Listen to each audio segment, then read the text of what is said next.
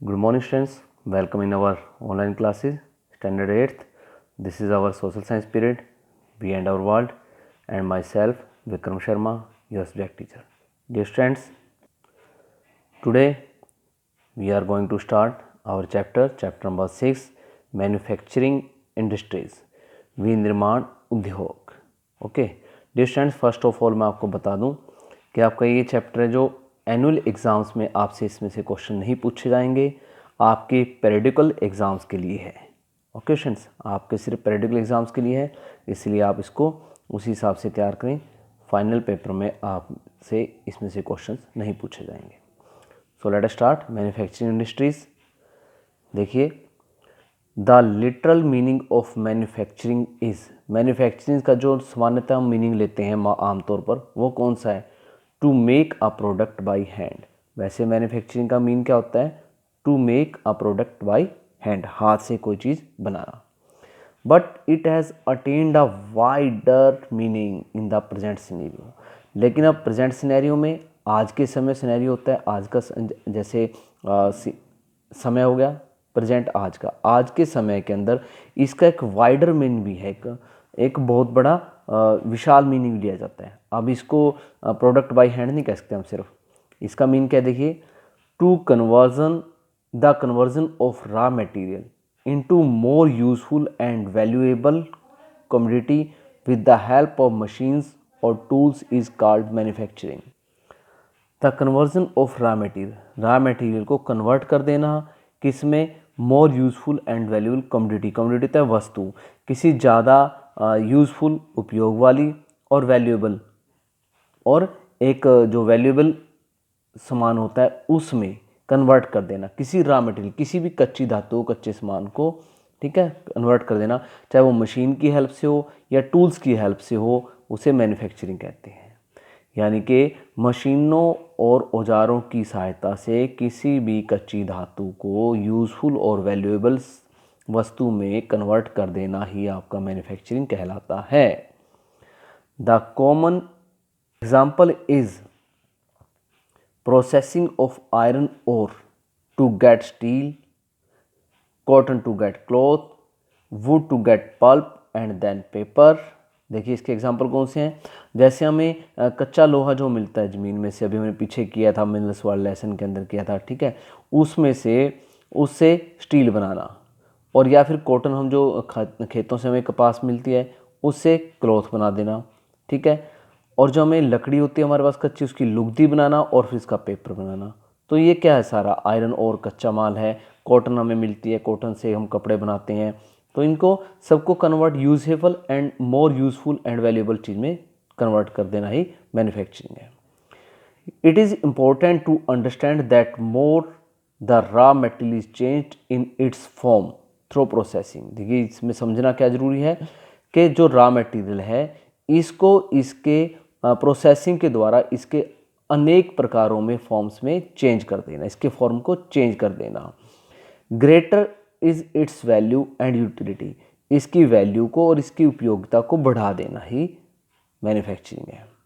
For instance, the value and utility of iron ore increases multifold when it converted to steel. देखिए जो iron होती है, कच्चा लोहा होता है, कच्ची धातु है लोहे की, उसे जब हम स्टील में बदल देते हैं तो उसका क्या होता है? उसकी वैल्यू बढ़ जाती है और उसकी उपयोगिता बढ़ जाती है. It's value further enhances when it is transformed into machines and tools. और इसकी वैल्यू और तब भी बढ़ जाती है जब ये मशीन और टूल्स में ट्रांसफ़र हो जाता है. जिससे लोहे से मशीनें बन जाती हैं, टूल बन जाते हैं, औजार बन जाते हैं, तो उनकी वैल्यू और भी बढ़ जाती है. देखिए इंडस्ट्रियल डेवलपमेंट क्या होती है, पहले इसको देखिए. Industrial development is recognised as a yardstick for measuring the economic development of a country. Industrial development का मतलब होता है, इंडस्ट्रियल डेवलपमेंट जब होती है तो इससे किसी भी देश की इकोनॉमिक डेवलपमेंट है जो, उसको मापने का एक मापदंड है. जितनी ज़्यादा इंडस्ट्रीज होंगी, जितना ज़्यादा देश औद्योगिक रूप से डेवलपमेंट करेगा, किसी भी देश की जो इकोनॉमिक डेवलपमेंट है वो अपने आप बढ़ जाएगी. Now importance of manufacturing industries. जो इंडस्ट्रीज़ हैं, मैन्युफैक्चरिंग इंडस्ट्रीज़ हैं, निर्माण उद्योग हैं, उनकी इंपॉर्टेंस क्या है, क्या बेनिफिट है? देखिए मैन्युफैक्चरिंग इंडस्ट्री, कितनी बड़ी मशीनें लगी हुई हैं, लोग इसमें काम कर रहे हैं, है ना. अब इसकी इंपॉर्टेंस क्या है? Industry not only convert raw material into a much useful finished product. देखिए जो इंडस्ट्री होती है वो सिर्फ रॉ मटेरियल को एक अच्छे प्रोडक्ट में ही फिनिश्ड होता है, परिपूर्ण, ठीक है जी, तैयार तैयार प्रोडक्ट में ही आप चेंज नहीं करती वस्तु को किसी यूजफुल माल में, but in this process it forms multiple task, बहुत सारे टास्क करती है। In short the manufacturing process transforms natural resources into useful and saleable product. जो नेचुरल रिसोर्सेज हैं उनको यूज़फुल और सेलेबल बिक्री वाले प्रोडक्ट्स में भी चेंज करती है। जैसे लोहे से पंखे बना देना या फिर कच्चे लोहे से स्टील में बर्तन बना देना, तो वो यूज़फुल भी हो गए और सेलेबल भी हो गए। It also generate scope of employment and increase national earning through local and foreign trades. इससे क्या होता है, देखो जब कोई फैक्ट्री लगती है, इंडस्ट्री लगती है, तो उससे जो एम्प्लॉयमेंट के स्कोप हैं वो भी बढ़ जाते हैं और हमारे राष्ट्र की जो अर्निंग है उसमें भी बढ़ोतरी होती है, चाहे वो लोकल ट्रेड हो या फॉरेन ट्रेड हो। हम लोकल ट्रेड भी करते हैं, व्यापार देश के अंदर भी करते हैं और दूसरे देशों से व्यापार होता है। An industrial labourer earns more wages than an agricultural labourer.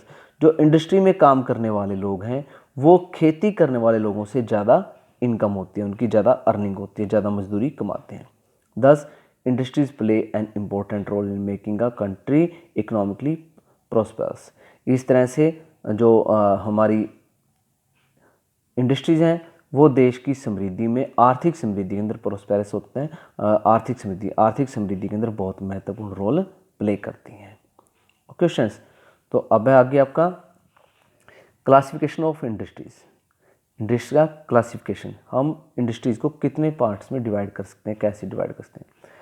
Manufacturing industries are classified into various groups on the basis of their size, nature, finished products, sources of raw material and their ownership.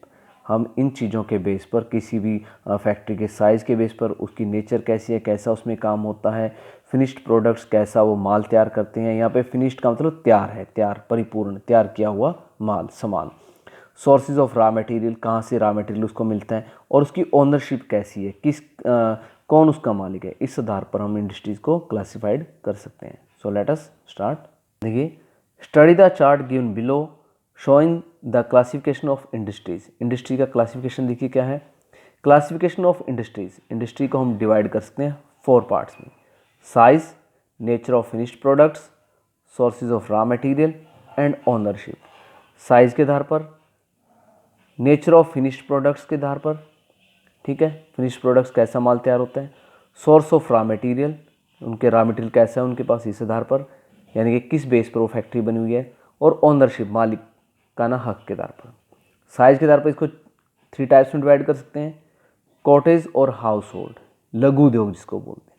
Cottage यानी कि आपके जो घरों के अंदर बनाई जाती हैं चीज़ें। स्मॉल स्केल, छोटे स्केल पर। लार्ज स्केल, बड़े स्केल पर, ठीक है। फिर है प्रोडक्ट के आधार पर, बेसिक, कंज्यूमर। बेसिक आधार पर चीज़ें बनती है जो, या कंज्यूमर्स के लिए बनती हैं। Sources of raw material, agro based, कृषि आधारित।